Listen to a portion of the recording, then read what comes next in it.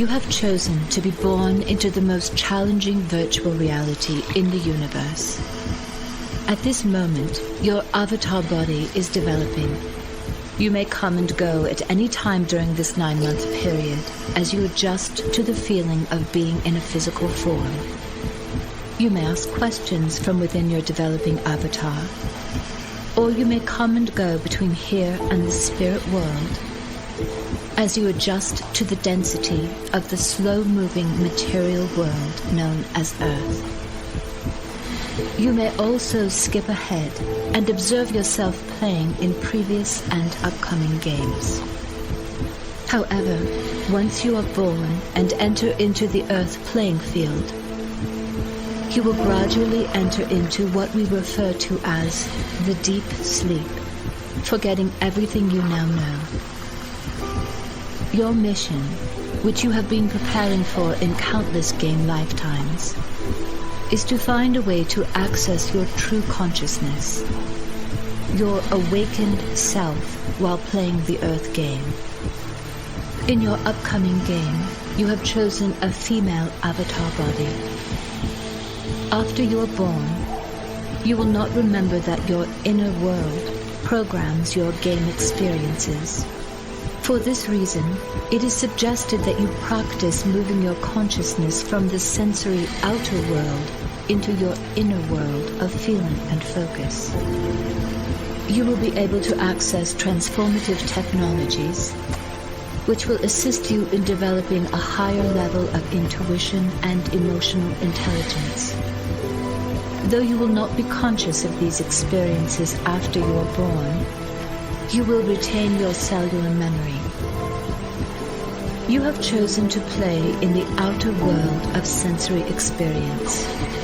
Though there are countless alternate and parallel realities, you have chosen a highly probable experience that begins when you are 17 years old, on a geology field trip with your assigned hiking partner, Matthew. Matthew is also a high school senior. He is tall and athletic with dark hair and grayish-blue eyes. He is handsome, popular, and comes from a very wealthy family.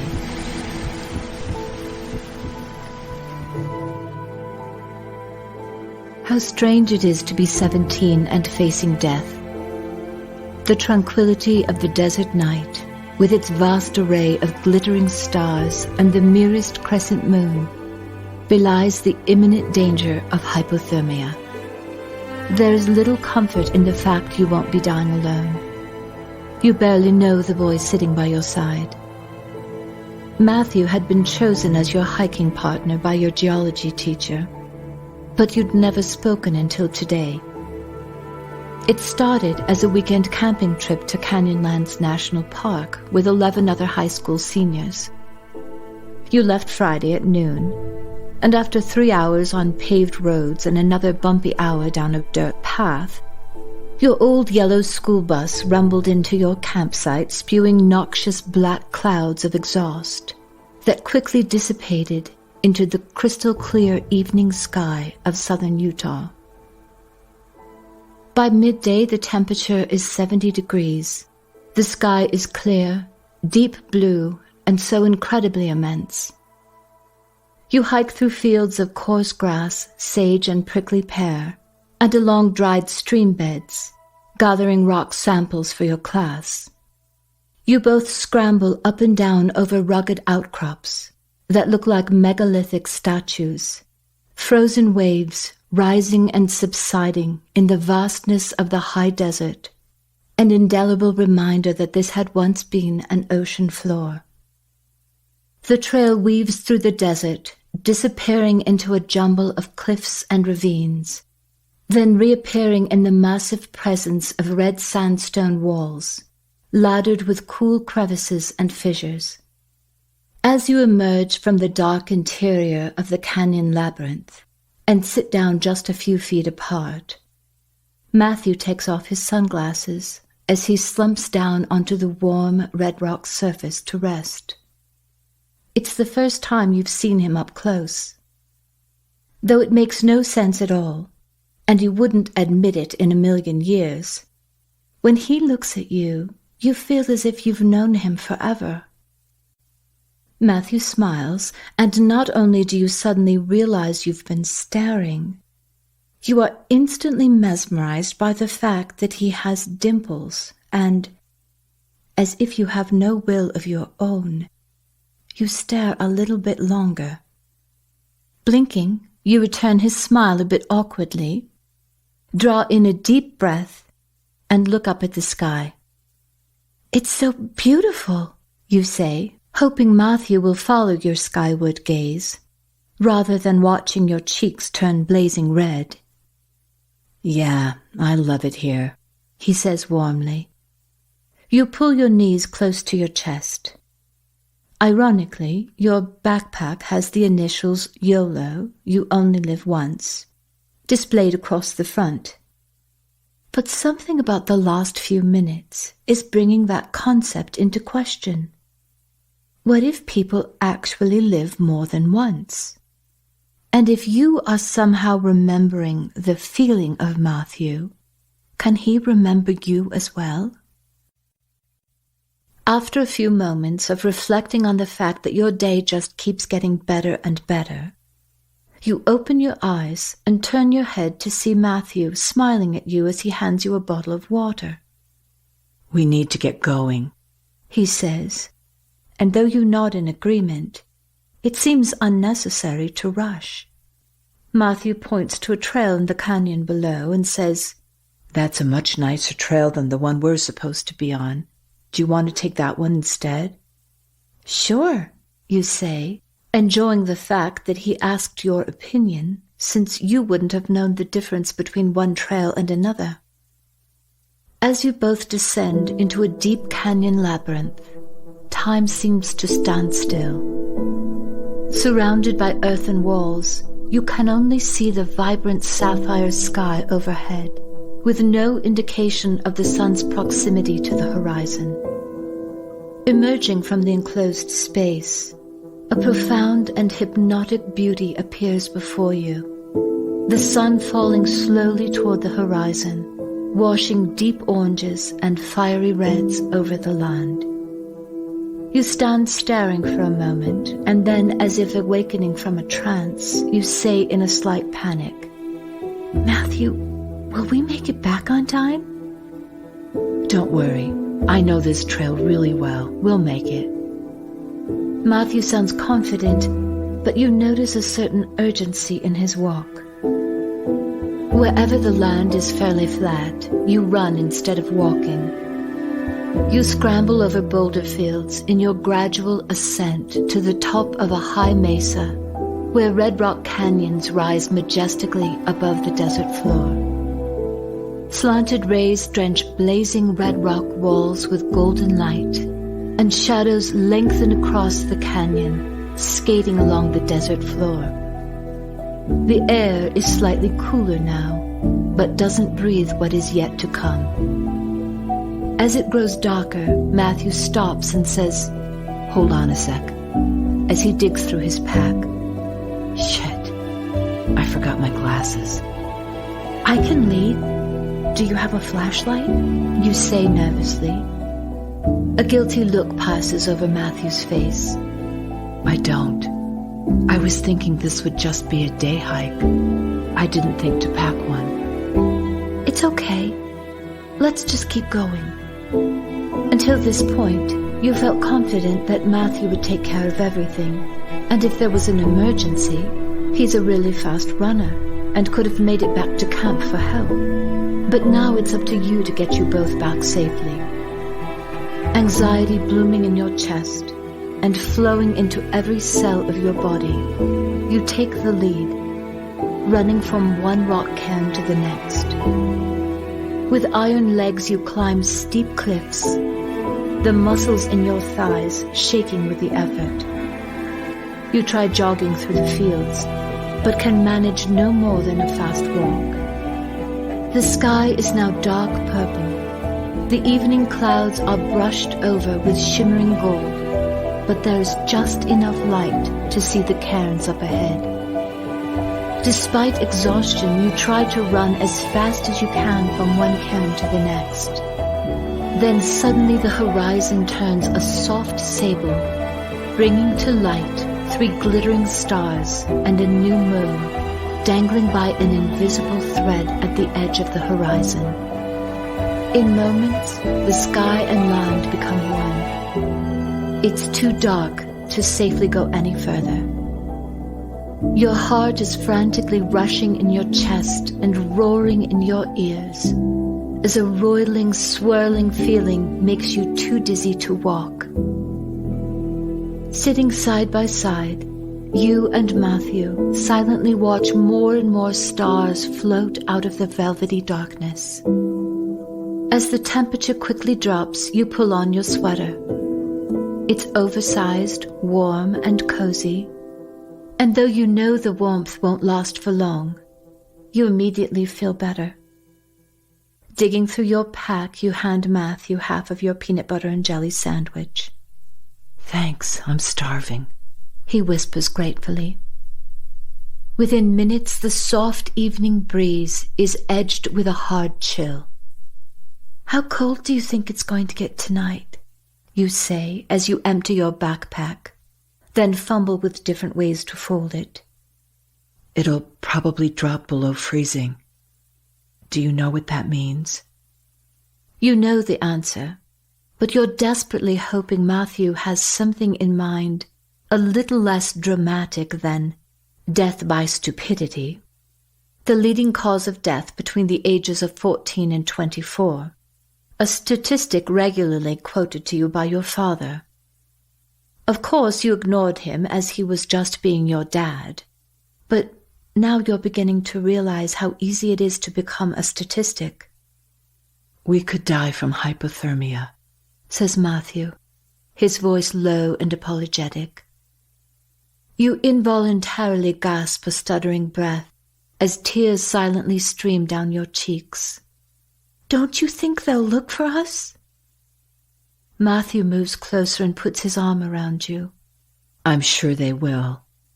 They'll drive into town or wherever they can get a cell connection and call my dad.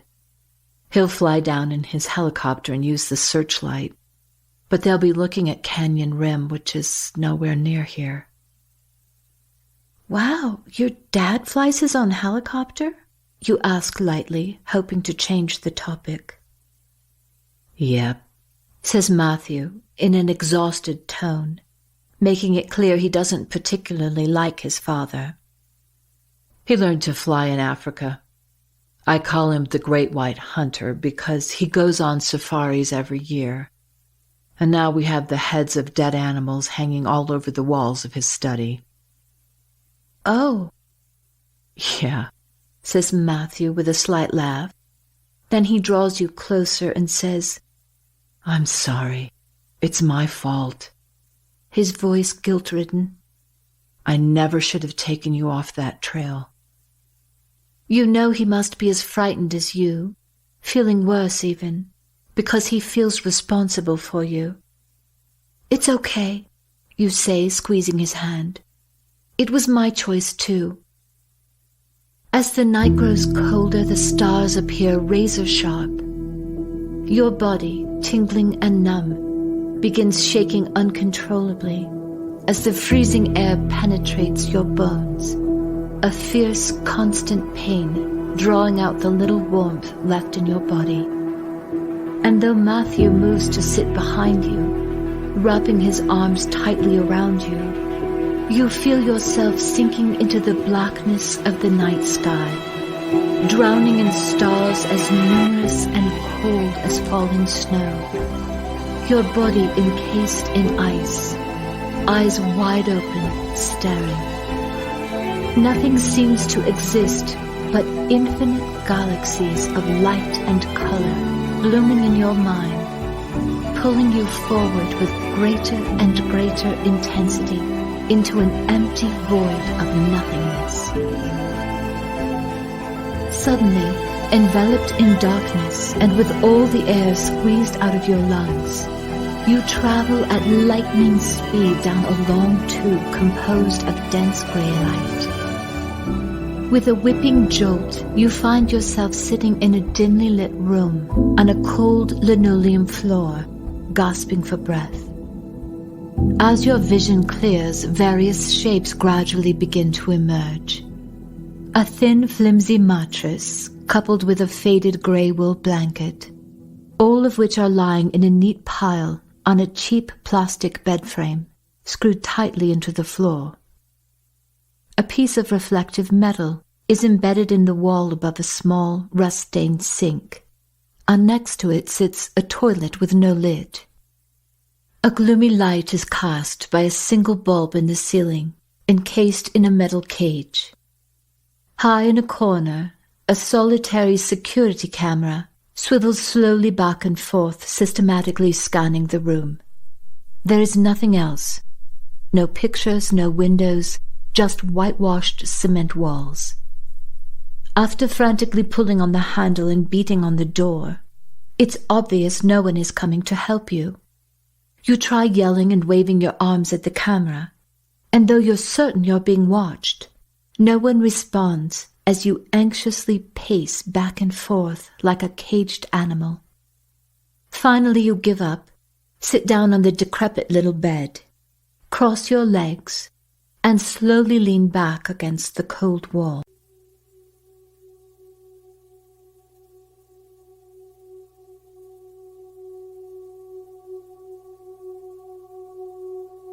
You take a deep breath.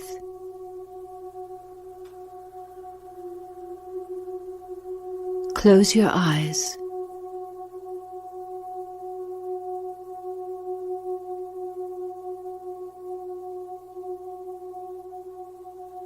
And vividly imagine yourself outside of this strange room.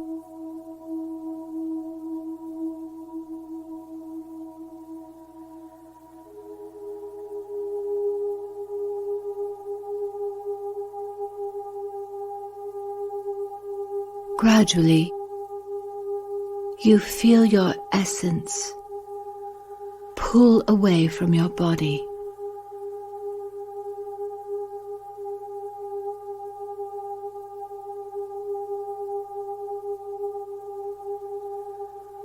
Until you are floating close to the ceiling.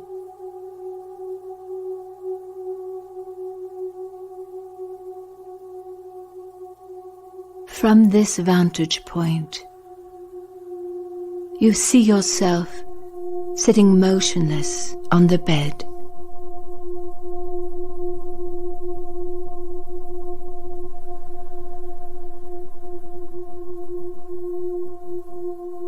You float along the ceiling,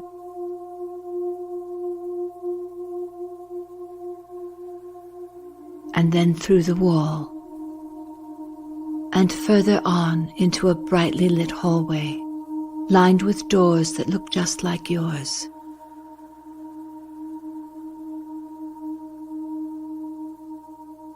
You continue on and find yourself in a large community room. The television seems fairly new, but the couches, tables, and chairs appear to be at least 20 or 30 years old. As you drift through the open doors leading to the intensive care unit, you immediately see Matthew lying in a hospital bed, unconscious and on life support. You gently float in to see him, but quickly realize he's in a coma and unaware of your presence. Unconcerned, you float back out of the ICU and return to the community room. This time you notice a middle-aged woman with deep brown eyes and black curly hair streaked with grey, dressed in green scrubs and fluffy pink slippers. There is a deck of cards sitting on the table in front of her, and as you float closer, the woman looks directly at you. "Sit down, my dear. I'm Itzel. I've been expecting you," she says, hooking a chair with her foot and pushing it away from the table. You sit down. Without a word, Itzel shuffles the deck and spreads the cards out face down in a perfect arc on the table. "Do you know you're playing a game? Do you remember asking me to do this for you a long, long time ago, before you were even born? Shaking your head, you say, I don't know what you're talking about. It's all right. Just remember, it's all a game. Now go ahead and pick 3 cards, one at a time. Obediently, you point to a card, and itself flips over the Death card. The picture shows Death himself portrayed as a skeleton wearing armor and holding a black flag with the Roman numerals XIII in white. His horse is carefully stepping over a dead man with a woman and child watching. Standing in front of the horse and rider is a bishop dressed in yellow paying homage to Death. With an inexplicable, penetrating look, Itzel says, You cannot resist death, nor conquer it. The white horse is a symbol that death is the ultimate purifier, like the sun that dies at night and is reborn every morning. It means you can die and be reborn fresh and new. But notice, this card is upside down, so the meaning is also reversed. Sudden, unexpected change is coming, and you must know that everything within you will resist that change. Death always includes transformation, but if you refuse to change, you will be trapped, stuck in limbo. Do you understand? You look at her blankly. Some hazy, distant part of you does understand, but you say nothing. Pick another card, darling. You point to the Hermit, which is also turned upside down. The card depicts an old man with a flowing white beard and shoulder-length white hair, dressed in a long gray cloak, standing alone on a snowy mountaintop with a dark, bluish-gray sky in the background.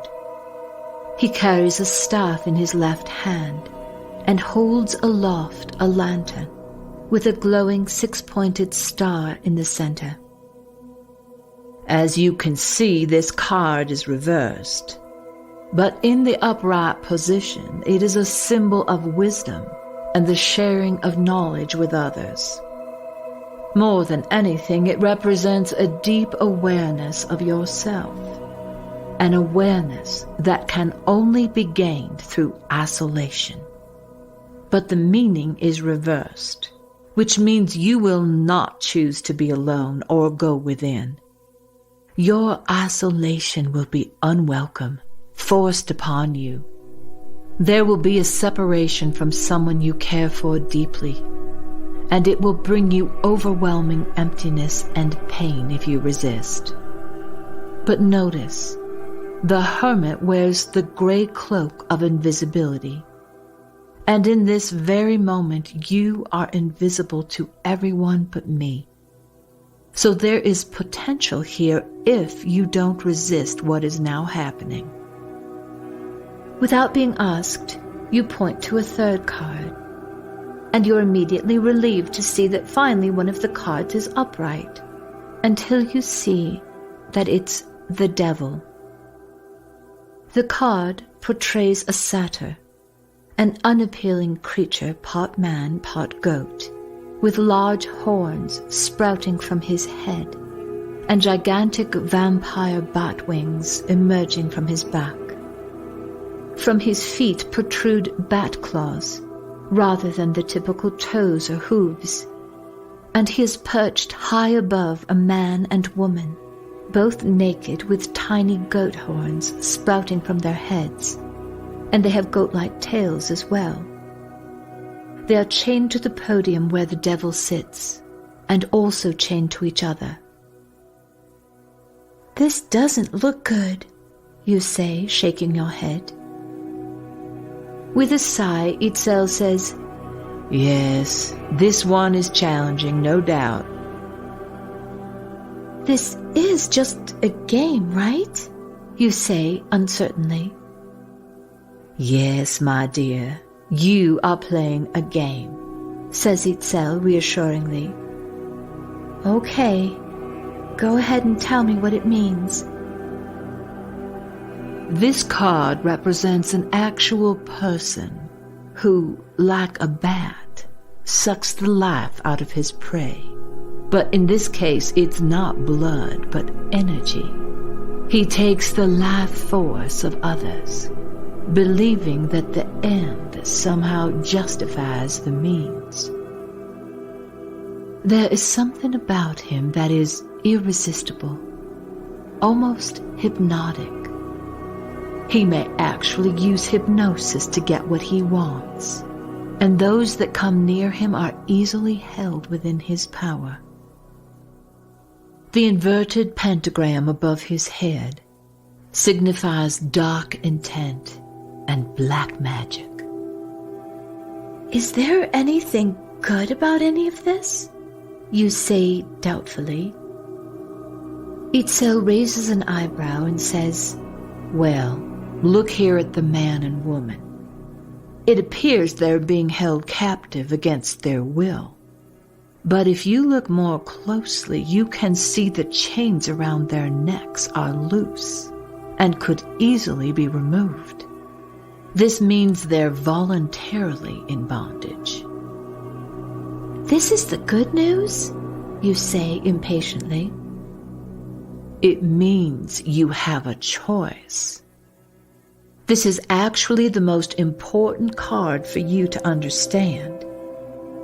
On the one hand, you'll meet a man who embodies these things. But unlike the repulsive picture on this card, you may feel strangely drawn to him. He may be ultra charismatic. He may have certain characteristics that are much like your own. In other words, he won't look like a devil, but he will mirror to you all of your hopes and fears. It will be easy to feel like his victim, easy to blame him for what happens to you. But if you believe that to be true, you will fall completely under his control. You'll transfer your energy over to him and he will become more powerful, while your energy becomes more and more depleted. But I thought you said we're playing a game, you say, feeling frightened and confused. This doesn't sound like any fun at all. The trick to this game is to remember it's all your game, and you have a choice. You can play it according to someone else's rules, or play it by your own rules. You can get caught up in their version of reality, or you can choose to remain in your own. Have we done this before? You say, blinking. I've dreamt of you before, haven't I? Your body begins shaking uncontrollably. Then suddenly, both Itzel and the room dissolve into complete darkness. Startled back into awareness, you realize that Matthew is shaking you. Teeth chattering, his voice low and urgent, he speaks in stuttering breaths. Amelia, our core temperatures are dropping. We have to find a way to make the most of our clothing and everything we have. Slowly you begin to process where you are and what is happening. You can no longer deny the facts. No one knows how to find you. No one will be coming to rescue you. You will either find a way to survive together, or you will die.